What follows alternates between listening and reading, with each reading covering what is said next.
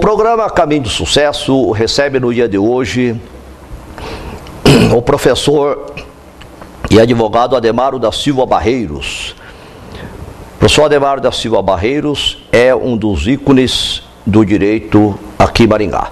Professor Ademaro, muito obrigado pela sua presença, agradecemos aqui vir a brilhantar este programa.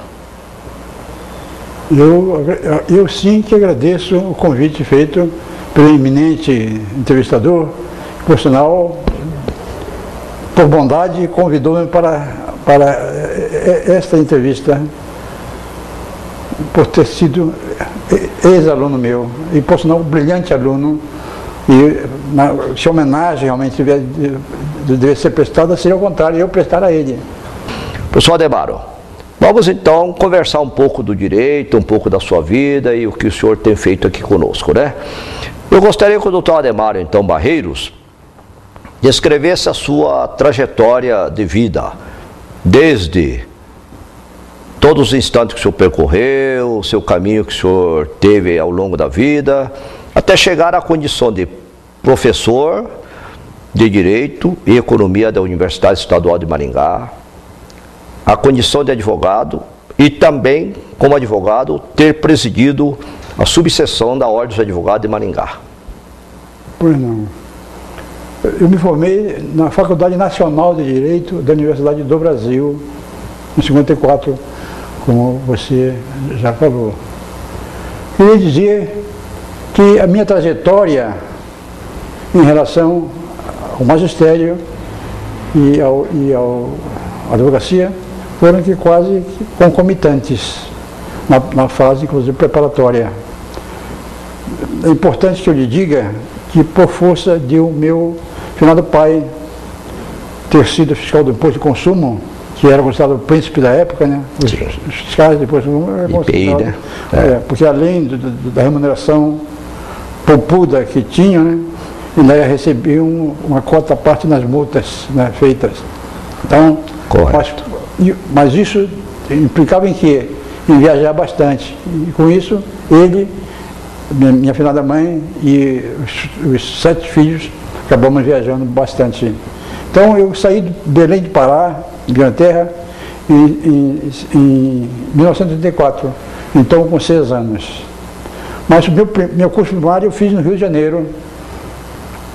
O primeiro ano comecei no Rio de Janeiro, vinha terminá-lo em Cuiabá, no Liceu Cuiabano, onde comecei o segundo ano, mas vinha terminar o segundo, ia fazer o terceiro e parte do quarto em Corumbá, onde eu morei 3 anos, tendo concluído o curso de ginasial em Mossoró, no Rio Grande do Norte.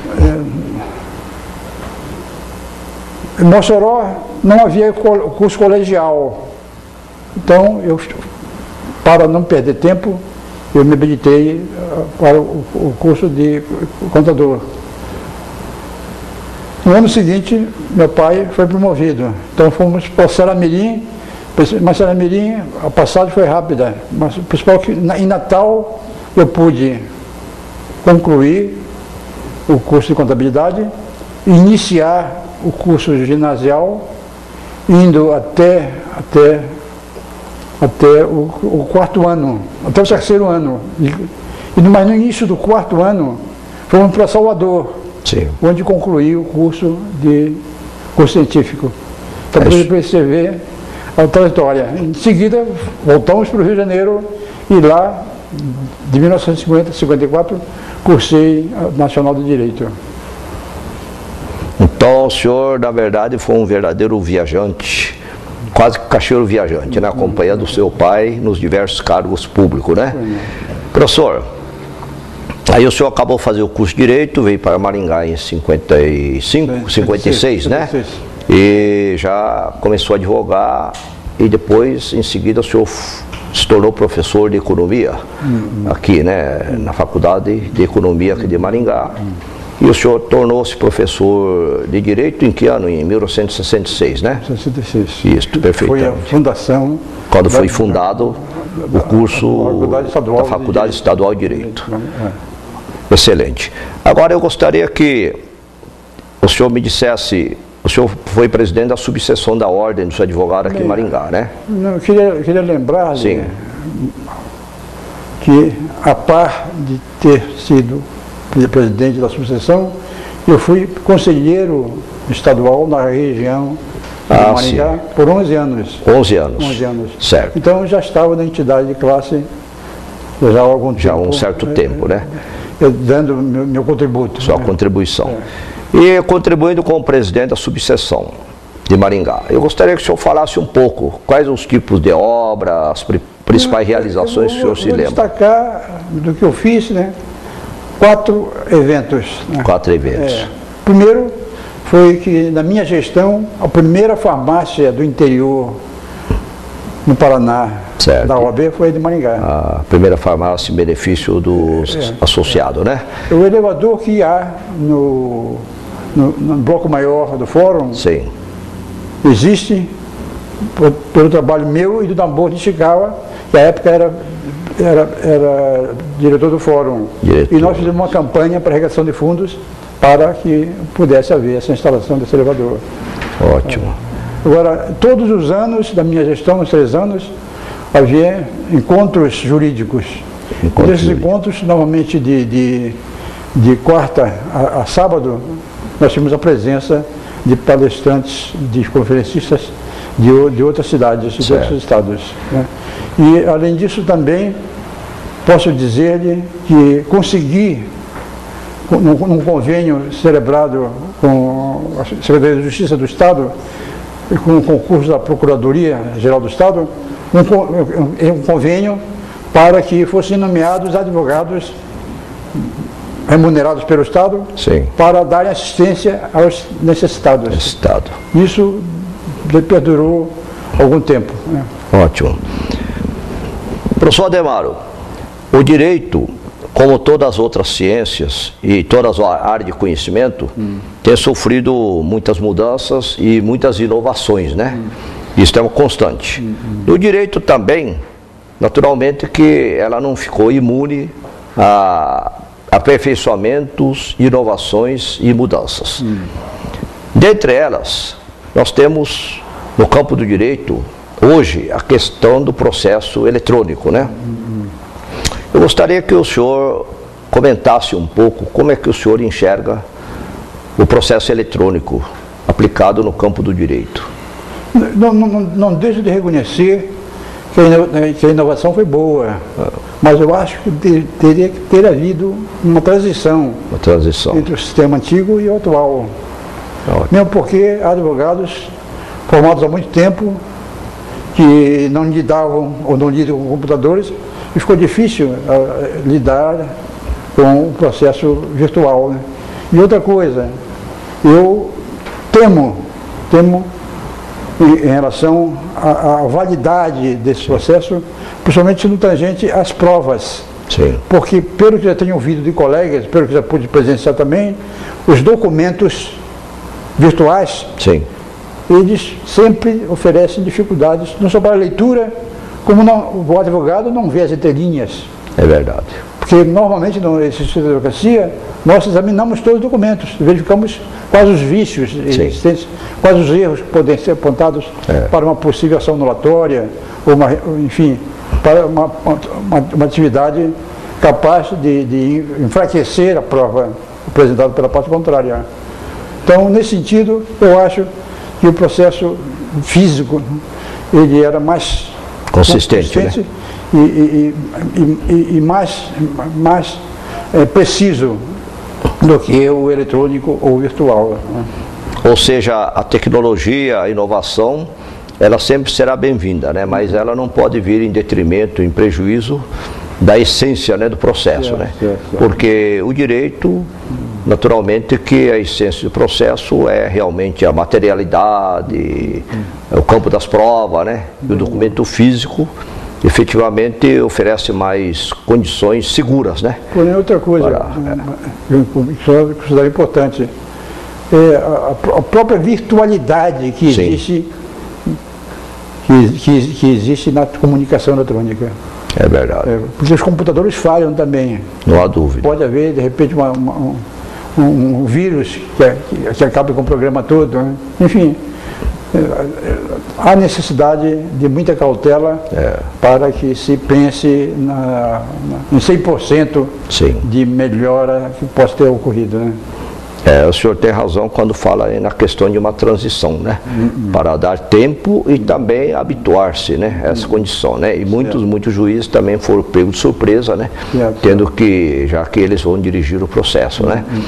Professor, eu gostaria também que o senhor falasse, então, da importância do advogado como agente, como instrumento para a construção de uma sociedade mais justa, mais humana. Pela própria Constituição Federal, no seu artigo 133, o advogado já é considerado essencial à administração da justiça. Correto. Sendo inviolável nas suas manifestações de seus atos, nos limites legais. O próprio artigo 2º do Código de Ética do advogado e da advocacia, ele enfatiza que, a par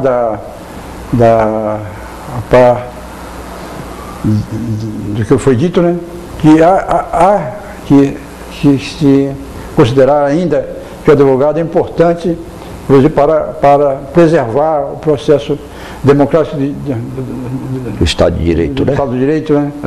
Enfim, a paz pública, a justiça social, a própria, vamos dizer, moralidade pública também, né? O que o senhor poderia dizer como operador de direito há mais de meio século?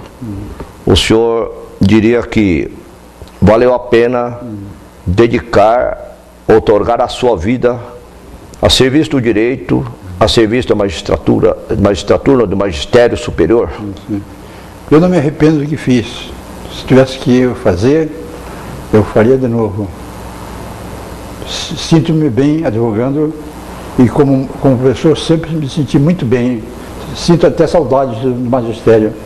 O contato com os alunos, com ex-alunos, posteriormente, é bem salutar, né? É satisfatório, rejuvenesce o professor. Então eu acho que não há como desprezar, né, essas duas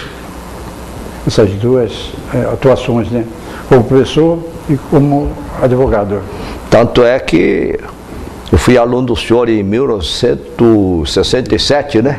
Eu tive a honra... 44 anos depois... Tive a honra de tê-lo como discípulo e como um brilhante discípulo. E hoje tenho a honra de entrevistar o senhor aqui, né? Obrigado, muito obrigado. Mais de 40 anos depois, ter o senhor aqui. E quero dizer-lhe também que eu me emociono quando reencontro um ex-aluno meu. E vibro quando esse aluno meu chegou ao exercício de cargos importantes, como juízes, advogados brilhantes, promotores, enfim. Quer dizer, eu me projeto nos próprios alunos. Professor Ademaro, a entrevista está brilhante e bastante, digamos assim, delicioso conversar aqui. Poderíamos ficar aqui um dia conversando. A televisão tem seus regulamentos, né? Então, eu gostaria que o senhor, para encerrar, deixasse aqui uma série de recomendações e conselhos para aqueles que estão iniciando no direito, para os operadores do direito, para a sociedade como um todo. O que eles poderiam fazer para contribuir como instrumento de paz e justiça social, como construtor de uma sociedade mais justa, mais humana para todos? Pois não. Bem, aos telespectadores, além de agradecer-lhes a atenção por ter a paciência de ouvir-me nessa entrevista, né, eu quero fazer um pedido, que é um conselho. Não descreiam dos advogados, confiem nos advogados. Se houver algum problema, existe a associação de classe para corrigir qualquer tipo de distorção, de mau caminho. Então, prestigiem os advogados. Quanto aos juízes, promotores, advogados, em geral ex-alunos meus, todos desejam muitas felicidades e que continue na sua atuação, buscando sempre o melhor, né? Sob a graça de Deus e sempre na convicção de que tem valido a pena o trabalho, tem valido a pena o esforço. Enfim, não deixe de sonhar também.